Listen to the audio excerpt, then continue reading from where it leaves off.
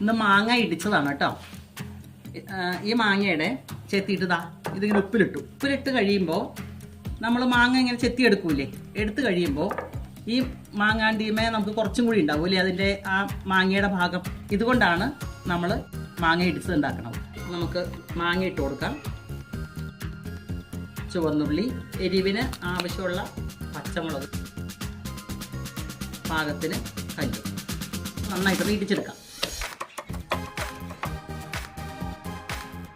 മിക്സിയിൽ ചതച്ചാലും മതി കേട്ടോ. പക്ഷെ നമുക്ക് അമ്മിയുമേ ഇങ്ങനെ ഇതുപോലുള്ള കല്ലുമ്മയൊക്കെ ഇടിക്കുമ്പോഴല്ലേ കൂടുതൽ സ്വാദ് വരിക. നന്നായിട്ട് ചതച്ചെടുത്തിട്ടുണ്ട് കേട്ടോ.